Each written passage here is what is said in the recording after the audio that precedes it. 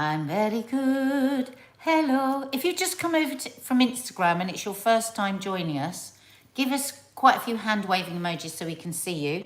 And then we can call out your name and welcome you. Now, just some housekeeping. We're going to do happy birthdays and welcomes right at the end so that it doesn't interrupt the flow of our great wit and chat and all your contributions too, because of course it becomes a bit disruptive, doesn't it? It did yesterday.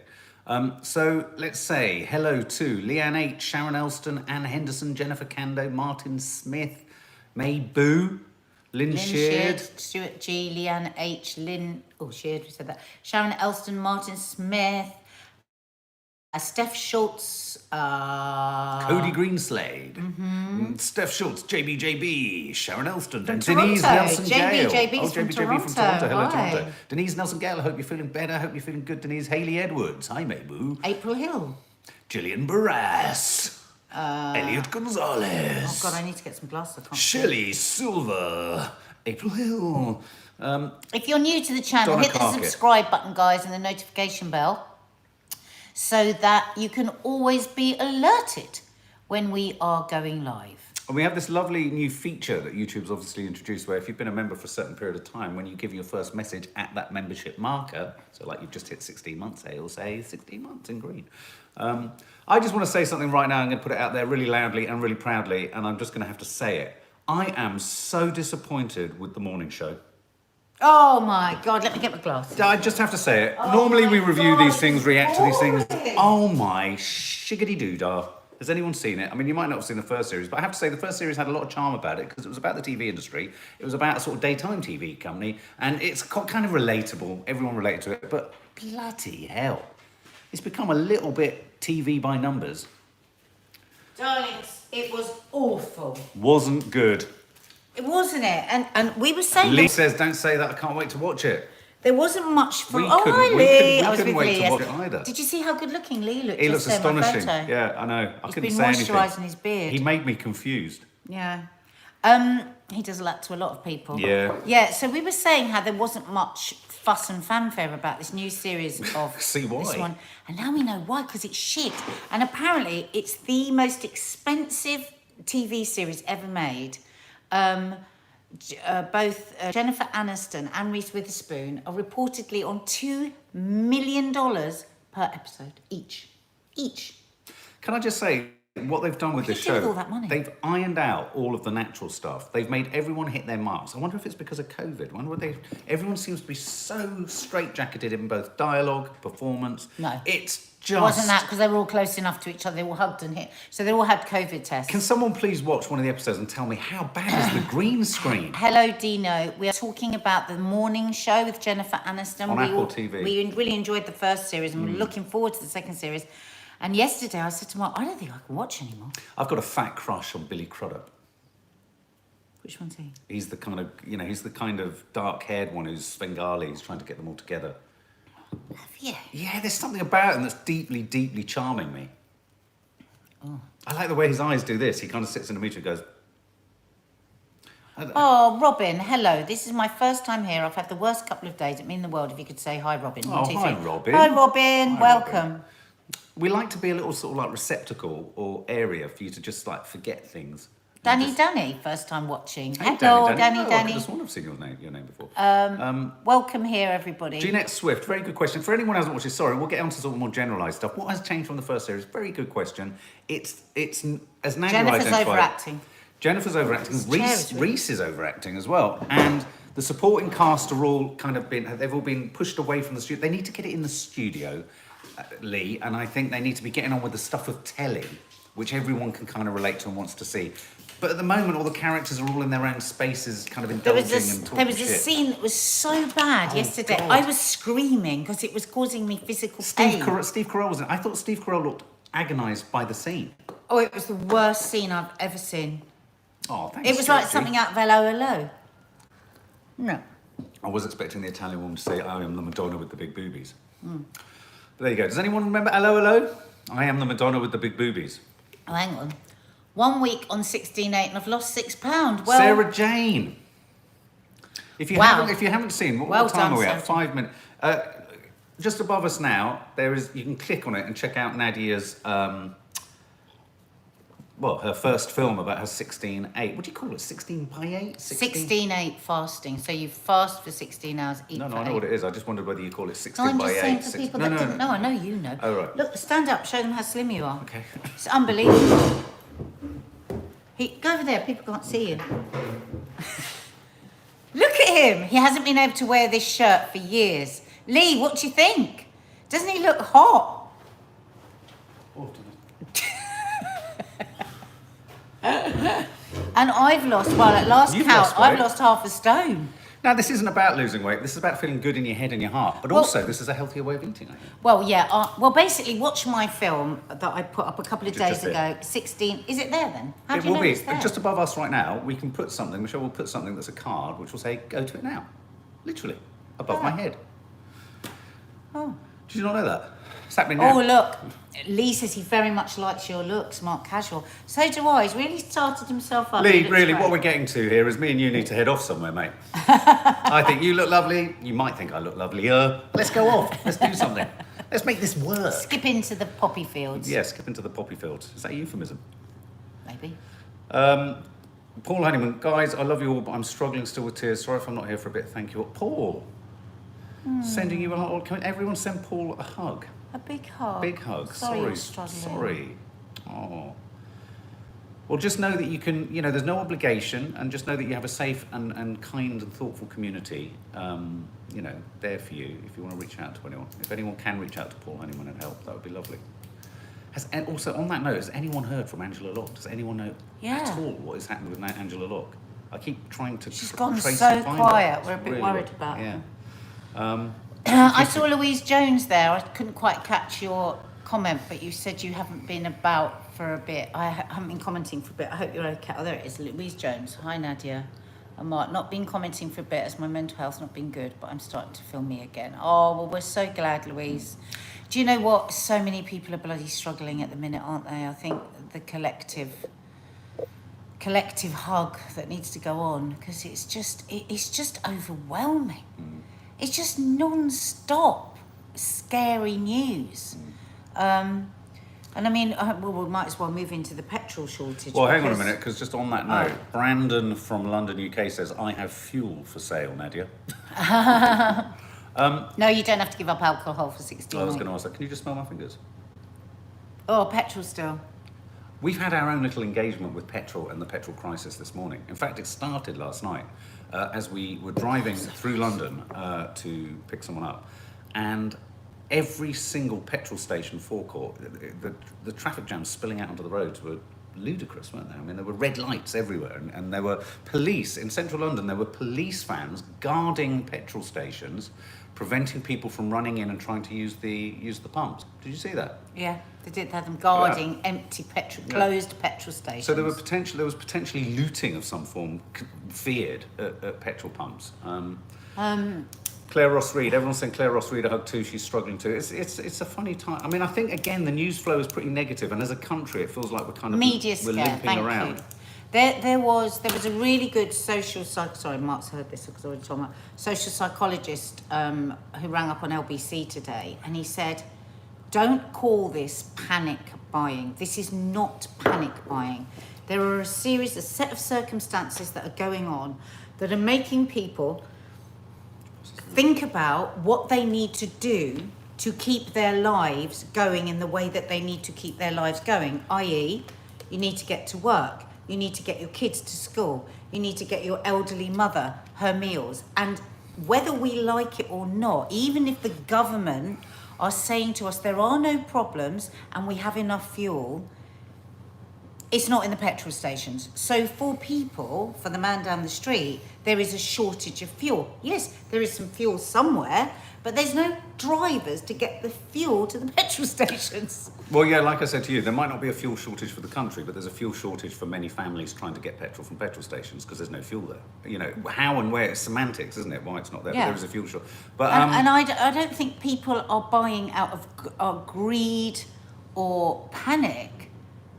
You know, we are a civilization, unfortunately, that is incredibly reliant on our cars. Hence why the planet's in such a mess. And you can't just expect people to just sit down and do nothing. Oh, well, I might not have my car for the next week. I mean, people's lives will fall to pieces. No, absolutely. Chris Dunn, prices have shot up to 145 from 136. I mean, I've been keeping my eye on them as I go past. They haven't shot up that much. No, but they haven't. Not all of them have. I mean, that's an unscrupulous petrol pump person. But I've noticed that it's not as obvious as that in other places.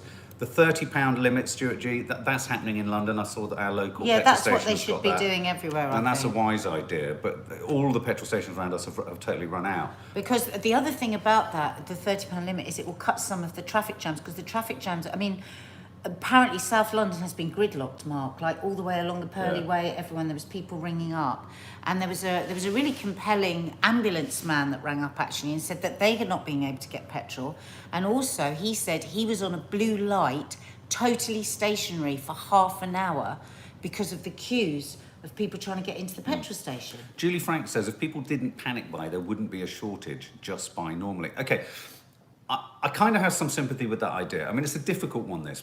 What I do think is wrong of a government, if there's a problem anywhere in the fuel supply of this country, whether it be at the haulage stage or the sourcing it or the buying of it, you don't pass the blame of that over to people in their day-to-day lives that hear the government saying, don't panic buy. Because the first thing you do when someone says, don't panic, you think there's a problem, we panic.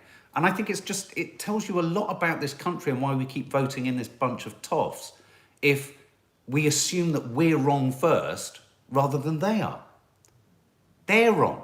There shouldn't be a shortage. And if there is a shortage, we shouldn't just keep, scapegoating people. Now, that's not to say that some people will be buying more than they need. Some people might be panicking where they don't need to panic. But no one knows the true extent of the problem. Given we've gone through a crisis like COVID, where it got far worse, far more quickly, and it didn't feel like we were being told everything, I think it's all right to assume that most people feel like, hang on, are we getting the full story here? It's like they always say, go on. Yeah, it was like the social psychologist was saying. He said, the media have played a huge part in this as well, because it's a great story. So it's like, but there'll be a couple of petrol stations, there was a bit of a queue, and he goes and he was saying to LBC, he says, and you leapt on it.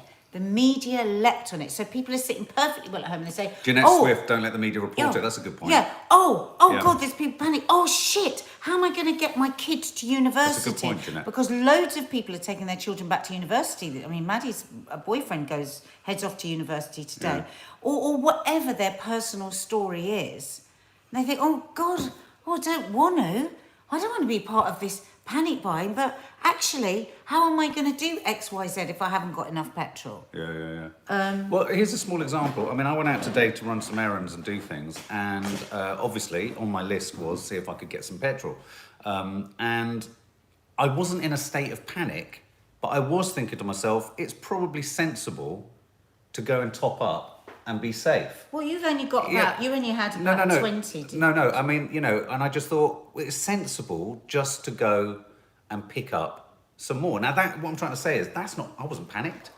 I wasn't acting irrationally. I was just being. We haven't got much petrol left. But there's a difference between behaving. I better get some if we're not going to have any, because we've got all sorts of things that we've got to do. Yeah.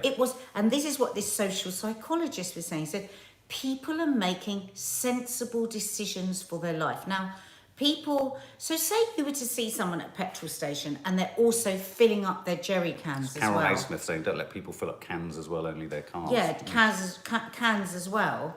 Then obviously that's going too far. But even then, who am I to judge? Because that person might be a cab driver, right? Yeah. And the margins of their profit are so tiny, cab drivers, like Addison Lee drivers, what they actually get once Addison Lee have taken their cut, right? They're barely on a wage.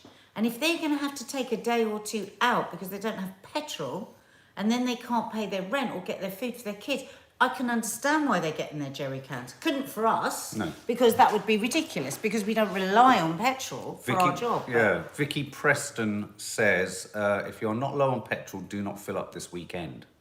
Yeah, exactly. That's it. That's a fair point. Yeah.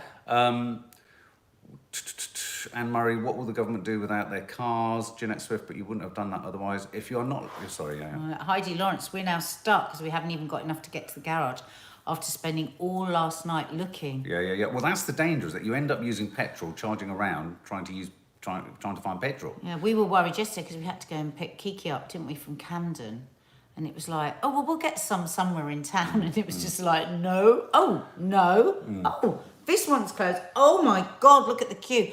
I mean, the queue's everywhere last night. Yeah, absolutely. Gridlocked this morning. Tell us about what you were hearing about emergency services and petrol. See, look, Layla, my husband's a taxi driver. He went to fill up yesterday. Well, who would blame him? Yeah. You know. Pardon? Tell us about what you were hearing this morning about emergency services and all that, because I hadn't even thought about that. Ambulances, you said. Oh, I just said it. Oh, did you? Yeah. Oh, right. Right, okay. Sorry, that was very quick. I said he was stuck on a blue light because of the traffic jams. Yeah, and also they're not able to fill up. Well, yeah, no, I think I heard when I walked in, though, the amount that an ambulance and the emergency services needs in order to fill up is that much more than actually, you know, just a domestic car and things like that. But I think you're right. I think it's important that we don't just villainise people at the pumps. The government would love us to be villainising each other because it's their fuck up. So I tell you what you do. Let's keep calling all these people brainless panic buyers when actually, if you were running this country properly, we wouldn't be in this bloody state. Yeah. And there is now a shortage for the common man on the street. Yeah, absolutely. So keep talking about the army coming out. Yeah. And actually get the army out. Yeah, exactly. I don't know what that means. New energy prices quoted £100 more a month. What new energy prices quoted 100? Oh yeah, no, I know. In terms of all the gas and everything, I do worry about emergency services. Says Nicola Randall, running out of fuel. I am in a fortunate position to not use my car for a bit. Sabrina Neal, hello guys. Not been around for a while as my daughter's eating disorder and son's diabetes has been bad. It's pushed my mental health. So good to be able to catch you guys again. Welcome back, Sabrina. That's so sorry. much. God, as they say, you're only as happy as your unhappiest child. When your children are suffering, it's just hell on earth, isn't it? Yeah, so, absolutely. Big mama hug to you. Natasha Milchin, so good to see you both not doing well at all since my boyfriend broke my heart. Oh no, we'll start medication. God, a lot of you are going through some really difficult times. Natasha, sending a big hug to you as well. Oh God. Broke my heart on Monday. Well, we won't go into it, but I mean, sending you a huge hug and hope it will resolve itself. So yeah, I mean, I just think, you know, we talked about it a little bit yesterday on Coffee Moaning. We've got this sort of black swan situation going on where so many things are going wrong with the country, or it seems like. Can I just say, what do you think? We talked about again, black swan. It's a perfect storm or an imperfect storm. So many things that no one anticipated or happening at the same time. Is it called a black swan? Don't know. That's just what they call it, a black swan. The black Does swan anyone situation. know why they call it a black swan? I suppose it's a negative portrayal of the Something swan. beautiful. Yeah, something beautiful. I suppose rare as well. But what do you think about the idea of is this everything coming home to roost for Brexiteers?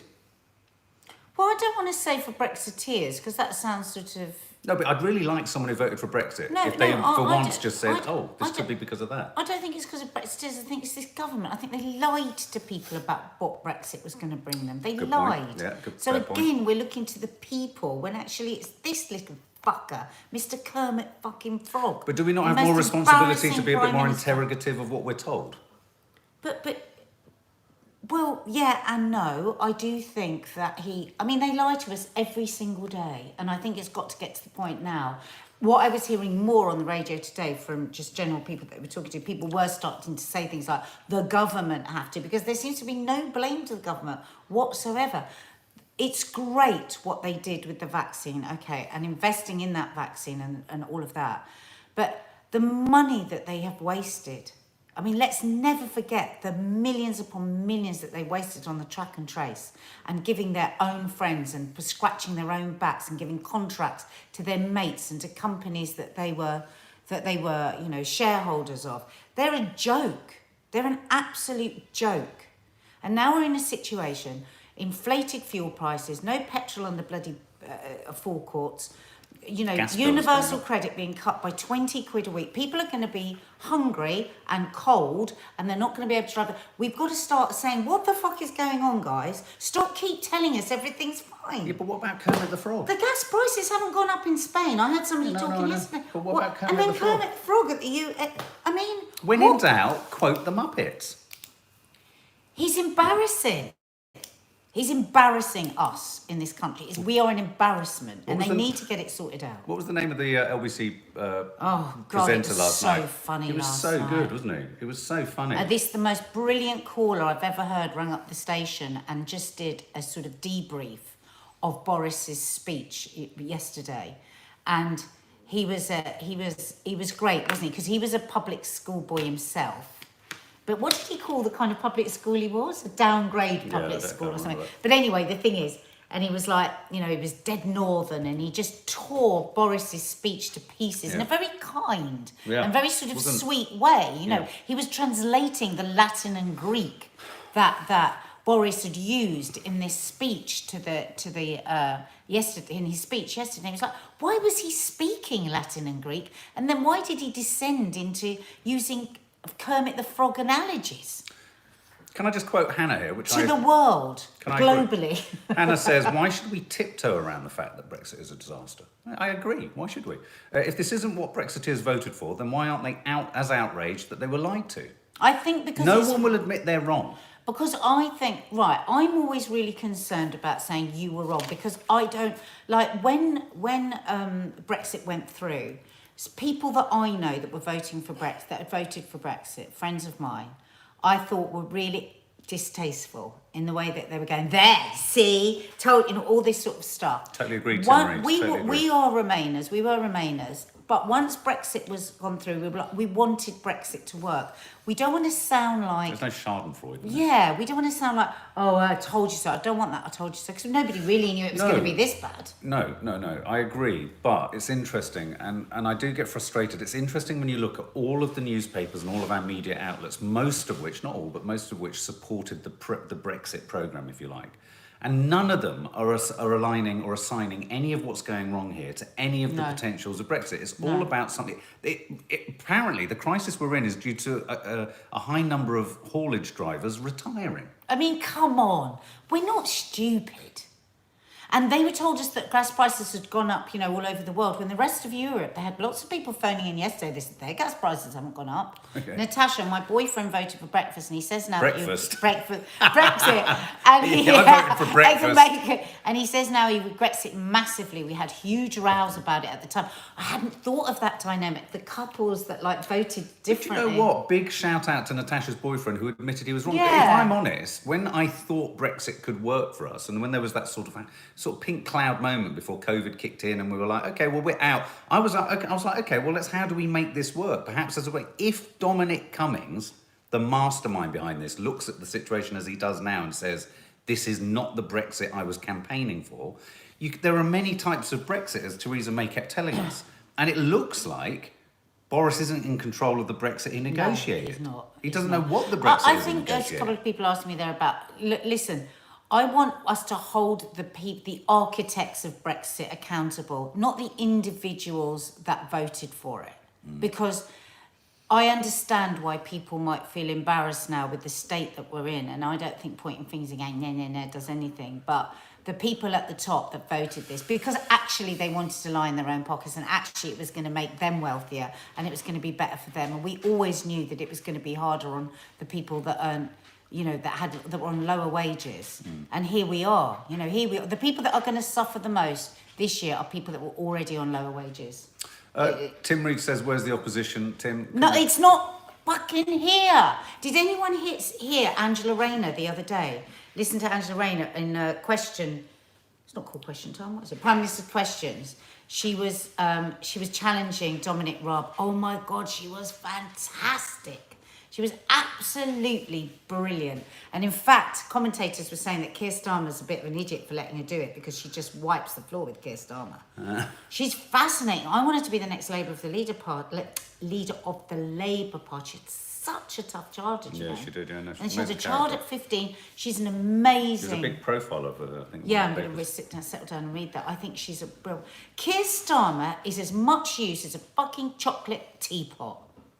I am staggered by, at the point on the radio, you need to hear the opposition. If you're the opposition and petrol stations are grinding to a halt across the country, and there's even an element of it that could be attached to something your party supposedly opposed, which was Brexit, why are you not across all radio stations saying this government is fucking up? Yeah, I haven't heard heard him. Haven't heard him. He hasn't said a word. Bring back Corbyn. And Angela Rayner's opening the Labour Party conference. So, I mean, where is he? Oh. But you know, Faith just said there, do you remember the big red bus? We were going to get 350 million immediately extra for the NHS. Yeah, and why then is that just vaporised? But they broke all that down and it was a load of old rubbish. A load of old shit. But why aren't the Brexiteers, the people who voted for Brexit, saying, where is it? Because actually now we've got 15 million people on the waiting list. Yeah. We're running out of chemotherapy. 8 months waiting if your child is needs an urgent paediatrics appointment. What? Because now, oh my God, the most amazing thing that happened for them was the pandemic. Because everything can be about the pandemic. It's And interesting, not about because their appalling management. there would be more authenticity as well to anyone who was a firm Brexiteer who believed in it if you were saying, look, I believed in Brexit, but this is a total clusterfuck.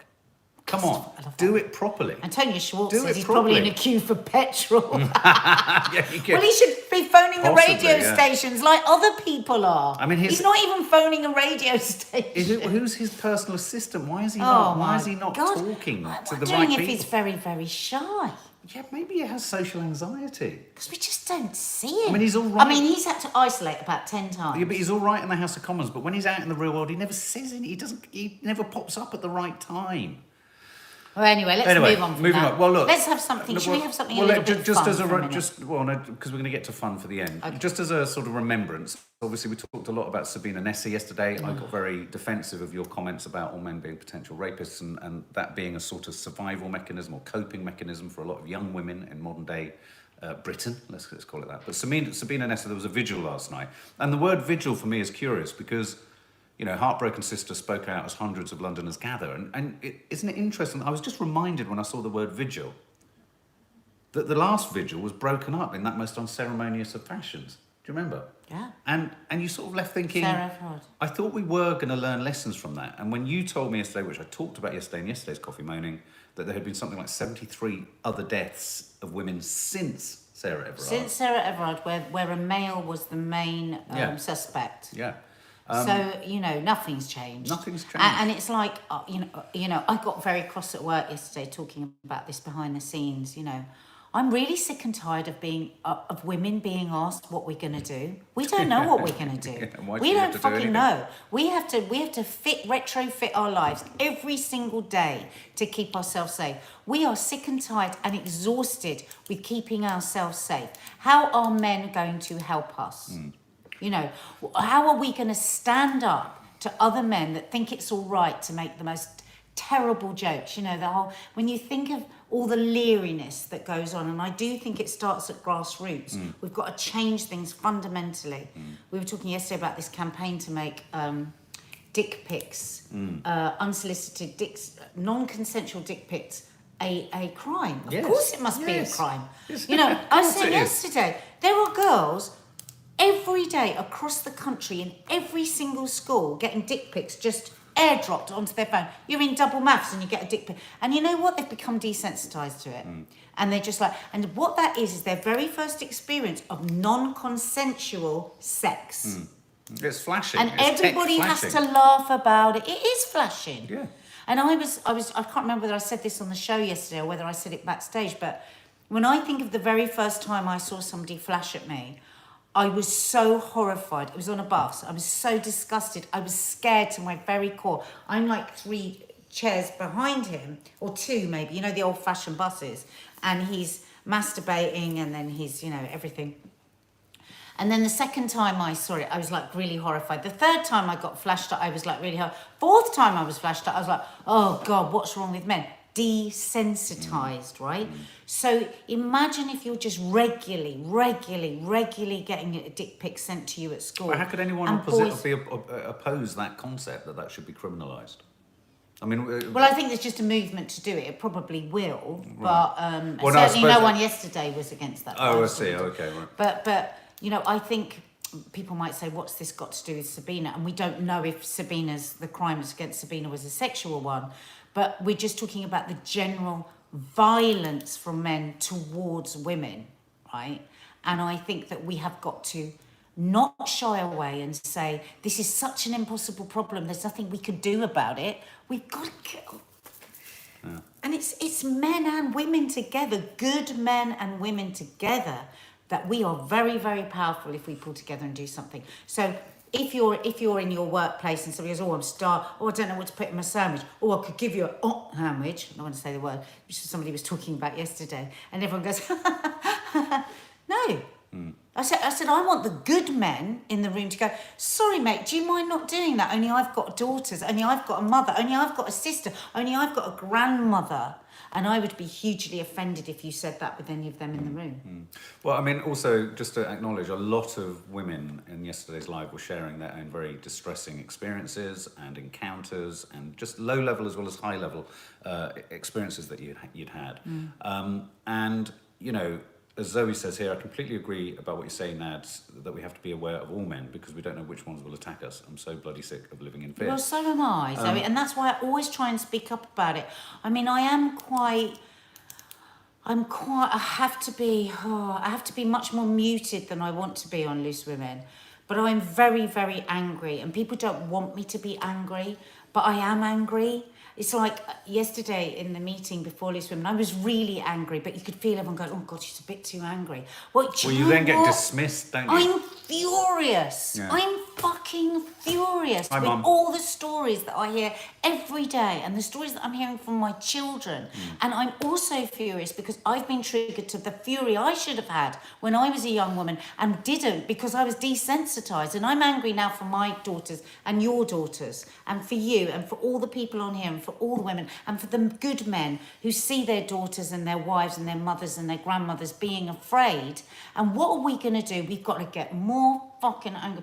I said to you yesterday at work, I went, well, if I can't be angry here, I'm going to go be angry somewhere else. I want to be angry. Why can't I be angry? Well, no, but everyone was going to me, well, because nobody will listen to you if you're angry. Sorry, listen, after Sarah Everard, there was all these women sharing their experiences with such sweetness and innocence and like a real sense of purpose that they felt things could change. And here we are again, 6 months later, with 73 more women dead, and they're still saying, tell us your stories. Do you know what? There are enough stories told now. We're now angry and we want change and I want the same as they've got in France, where there's zero tolerance. The problem I find with women who say to other women, don't get angry, is that it then puts the woman who's angry in the position of being hysterical and dismissible. I think there should be a people always say to me, but not all women feel like that. I'm like, well, that's great. I'm not talking for the women that don't feel like that. I'm talking for the women that do. Yeah, just because you're not angered by it, don't try and stop other people from feeling angry. It infuriates me. I just don't like to be told that people don't listen to angry people. I think people don't listen to people that are writing petitions, and people don't listen to people that nicely go and sit cross-legged outside a door and say, we're not very happy with this thing. People listen to people when they go, I've had enough, and what are you going to do to help me? But I think what you said is really, really powerful, is that you get angry because you look back on your life and you remember and you realise what you allowed to happen to you. What I put up with. Yeah. That I just was told this is what always happens. Yeah. You know, even when we were my first with my girls, and I was going, well, it's what's always happened. I want to smash myself in the face now that I ever said that. Yeah, I hate that phrase. Because that's what I was told. And that's what my mum was told, and that's what my mum's mum was told. We've got to change, and we've got to believe that if we unite together, we can make a difference. Well, as I said yesterday, there's never a single moment where any of my daughters do anything. You know, the younger ones now, because of course the older ones have moved out. But there's no moment where I'm not thinking about their logistics, their movements, their safety, where, how, who with, when. Men don't have that. You know, there are different problems for boys.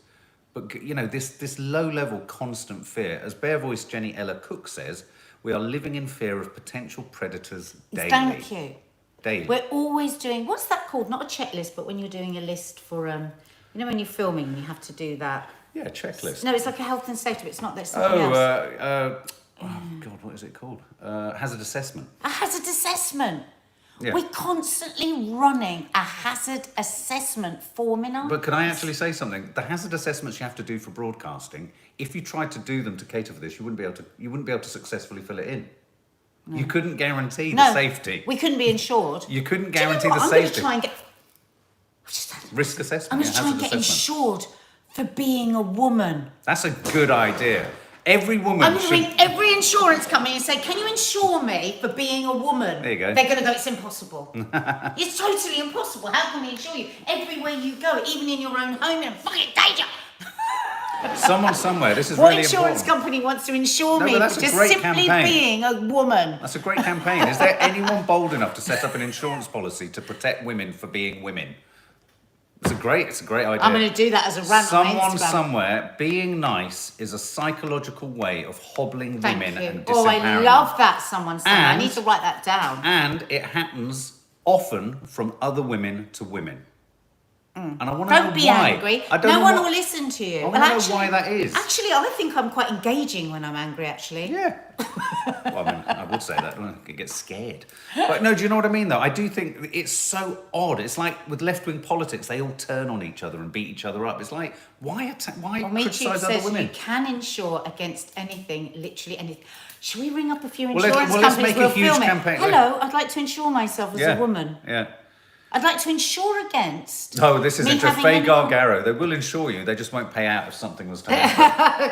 Look at the small print. What is it? Oh, a man. Oh, was he a man? Oh, right. Okay. Oh, right. okay, no, well, if it was no, a no. man, then it doesn't. No, well, men will be men, won't they? Okay, well, look, final story of the day. I just thought we'd have to talk about James Bond. The new Bond film is finally with us. Nadia's dad was in a couple of Bond films.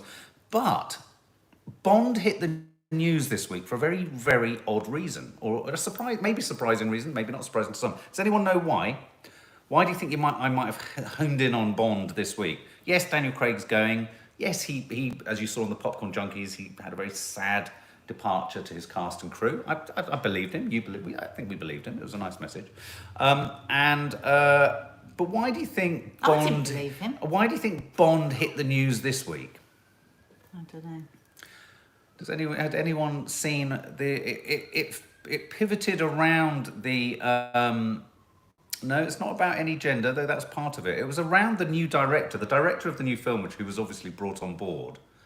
Oh, Miss Trisha, she hasn't. She went off the idea, I think. What's that?